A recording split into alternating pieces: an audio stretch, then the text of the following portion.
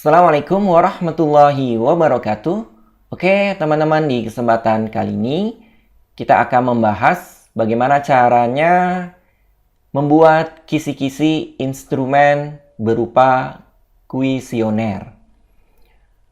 Nah, ini sangat penting ya, teman-teman, karena ketika kita memiliki instrumen penelitian yang baik, maka kita akan berhasil menggali informasi, mengumpulkan informasi yang berkaitan dengan sampel penelitian kita.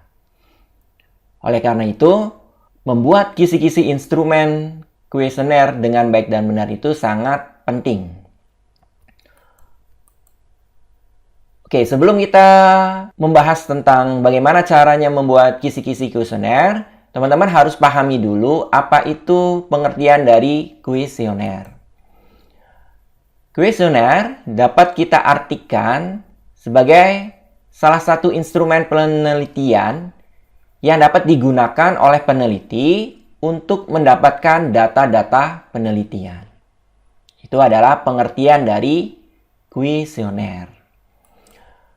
Kemudian berikutnya, ini sangat penting teman-teman ketahui bahwa dalam membuat kuesioner, terlebih dahulu harus membuat operasional variabel penelitian, baik untuk operasional variabel X maupun variabel Y.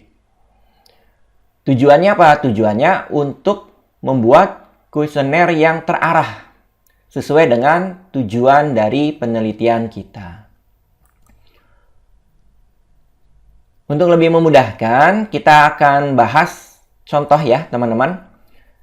Misalkan di sini ada suatu judul penelitian, judulnya sebagai berikut, hubungan manajemen pengaturan shift kerja dengan peningkatan kinerja karyawan hotel. Nah, sebelum teman-teman membuat kuesioner, teman-teman harus menentukan terlebih dahulu variabel operasionalnya, baik untuk variabel X maupun variabel Y. Nah, ini akan lebih mudah ketika teman-teman melihat judul penelitian teman-teman, ya. Oke, berikutnya kita akan tentukan untuk variabel X-nya. Teman-teman lihat dari judulnya, mana variabel yang mempengaruhi variabel yang lain. Ternyata di sini yang mempengaruhi variabel yang lain adalah bagaimana manajemen pengaturan shift kerja. Berarti dapat kita simpulkan di sini untuk variabel X-nya adalah manajemen pengaturan shift kerja. Jadi perlu diingat kembali bahwa variabel X itu adalah variabel yang mempengaruhi variabel Y. Jadi teman-teman harus teliti ya, mana variabel di dalam judul penelitian itu yang mempengaruhi variabel yang lain. Ternyata untuk kasus ini, yang mempengaruhi variabel yang lain adalah variabel manajemen pengaturan shift kerja. Maka dapat kita simpulkan, variabel X-nya adalah manajemen pengaturan shift kerja. Berikutnya, kita juga harus menentukan variabel Y. Variabel Y adalah variabel yang dipengaruhi oleh variabel X. Nah, untuk menentukannya ya sekali lagi teman-teman harus memperhatikan, melihat kembali judul penelitiannya. Nah, dari judul penelitian ini ternyata variabel yang dipengaruhi oleh variabel X adalah kinerja karyawan hotel. Maka dapat kita simpulkan variabel Y-nya adalah kinerja karyawan hotel. Oke, cukup jelas ya teman-teman. Jadi kita sudah berhasil menentukan operasional variabel X dan variabel Y. Jangan sampai teman-teman tertukar dalam menentukan mana variabel X, mana variabel Y. Karena nanti jelas akan mengubah arah penelitian kita. Oke, selanjutnya kita akan membuat kisi-kisi kuesioner. Nah, untuk membuat kisi-kisi kuesioner, teman-teman perlu ingat 4 hal. Yang pertama, teman-teman nanti harus menentukan variabel. Kemudian yang kedua adalah definisi dari variabel. untuk menghindari kesalahan penafsiran ya teman-teman. Oke, kemudian teman-teman juga harus menentukan indikator. Kemudian yang terakhir adalah menentukan subindikator. Antara indikator dan subindikator ini jangan sampai teman-teman bingung ya. Kemudian jangan sampai tertukar ya teman-teman. Kalau indikator itu adalah secara garis besarnya. Artinya poin-poin apa saja yang kita jadikan penilaian untuk suatu variabel. Itu adalah indikator. Sedangkan subindikator itu adalah lebih spesifik dari indikator. Untuk lebih mengarahkan lagi untuk menggali informasi sesuai dengan yang kita inginkan. Kemudian teman-teman perlu ketahui bahwa dalam pembuatan operasional variabel penelitian, khususnya indikator harus didasarkan pada teori para ahli. Ya, jadi kita tidak boleh atau tidak diperkenankan untuk mengarang sendiri indikator-indikator untuk menilai variabel tersebut. Tetapi harus ada referensi, harus ada dasar teori yang diungkapkan oleh para ahli.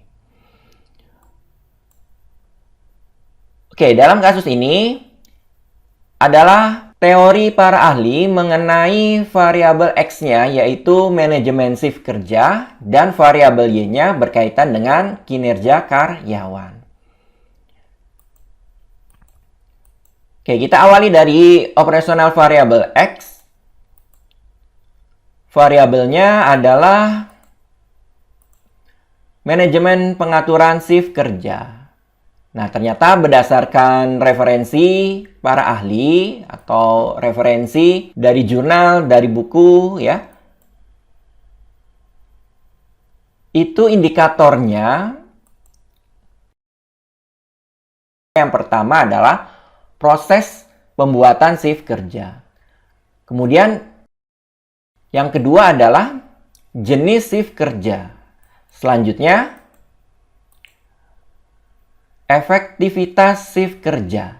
Nah, ini memperoleh indikatornya berdasarkan referensi Sri Ramayuli tahun 2004. Jadi sekali lagi untuk menentukan indikator itu alangkah baiknya teman-teman memiliki dasar, memiliki referensi, baik berupa jurnal, buku, ataupun referensi yang lainnya.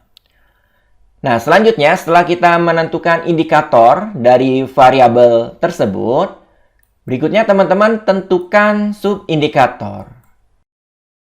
Diperinci lagi, diperdetail lagi apa yang ingin kita peroleh data dari indikator tersebut. Misalkan dari proses pembuatan shift kerja, kita lebih spesifikkan lagi, yaitu apakah manajer pembuat dan penyusun shift kerja. Jadi, apakah dalam proses pembuatan shift kerja itu melibatkan manajer? Nah, itu ingin kita gali. Berarti, hal tersebut disebut dengan subindikator. Kemudian, keterlibatan karyawan. Apakah dalam proses pembuatan shift kerja itu ada keterlibatan karyawan? Nah, itu sudah kita lebih spesifikkan lagi. Oke, misalkan kita beralih ke indikator yang kedua, kita akan tentukan subindikatornya. Misalkan kita ingin lebih spesifik berkaitan dengan shift permanen.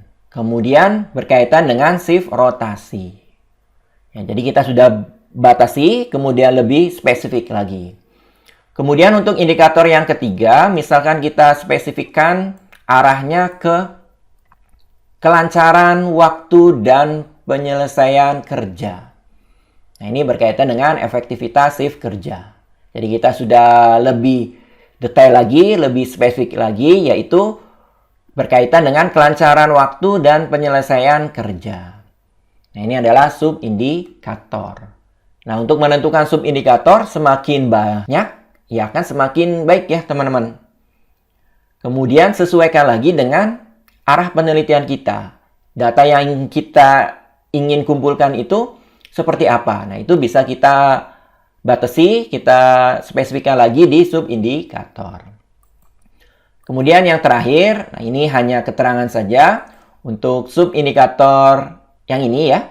Manajer, pembuat, dan penyusun shift kerja. Ternyata item pernyataannya ada di nomor 1 dan nomor 2. Kemudian keterlibatan karyawan ada di nomor 3 dan 4. Dan seterusnya. Oke ya teman-teman, mudah-mudahan cukup jelas ya. Teman-teman nanti lakukan hal yang seperti ini lagi untuk operasional variabel Y-nya. Yang pertama adalah variabel. Tadi di awal kita sudah menentukan bahwa variabelnya adalah kinerja karyawan. Nah, selanjutnya apa? Teman-teman tentukan indikator dari kinerja karyawan. Nah, dalam menentukan indikator-indikatornya, teman-teman harus memiliki referensi, memiliki dasar. Nah, misalkan di sini kita ngambil dari referensi Sudarmayanti tahun 2001. Mengatakan bahwa kinerja karyawan memiliki beberapa indikator. Yang pertama adalah kualitas kerja. Kemudian yang kedua adalah ketepatan waktu. Kemudian yang berikutnya inisiatif. Kemudian yang keempat kemampuan, dan yang terakhir komunikasi. Jadi menurut referensi yang digunakan yaitu Sudarmayanti tahun 2001 mengatakan bahwa kinerja karyawan itu ada 5 indikator. Nah, ini adalah indikatornya. Jadi tetap ketika teman-teman ingin menentukan indikator, alangkah lebih baiknya berdasarkan referensi, memiliki dasar teori ya teman-teman. Nah, selanjutnya setelah kita menentukan indikator, teman-teman kembangkan, teman-teman spesifikkan, teman-teman batasi gitu kan ya. Itu namanya adalah subindikator. Misalkan kualitas kerja, kita akan kembangkan arahnya ke kesiapan kerja, kemudian kemampuan bekerja. Sedangkan untuk indikator ketepatan waktu, misalkan kita arahkan ke ketepatan kehadiran, kemudian ketepatan penyelesaian kerjaan gitu ya, atau pekerjaan. Kemudian indikator inisiatif kita arahkan, kita lebih dalami, kita spesifikkan kecakapan dan pemahaman inisiatif bekerja. Nah, ini hanya satu misalkan, yaitu diperbolehkan ya teman-teman. Kemudian untuk indikator kemampuan, subindikatornya bekal kemampuan yang cukup ya. Ini pun hanya satu ya. Kemudian untuk komunikasi, subindikatornya adalah adanya waktu berkomunikasi dengan atasan. Nah, ini adalah subindikator yang kita tentukan berdasarkan indikatornya. Nah, berikutnya item. Nah, ini sama ya, teman-teman. Tinggal teman-teman tentukan ada di pernyataan nomor berapa subindikator tersebut. Oke, mudah-mudahan ya, teman-teman, apa yang saya sampaikan dari awal sampai akhir semuanya mudah untuk dipahami serta bermanfaat. Terima kasih atas perhatiannya. Saya akhiri. Wassalamualaikum warahmatullahi wabarakatuh.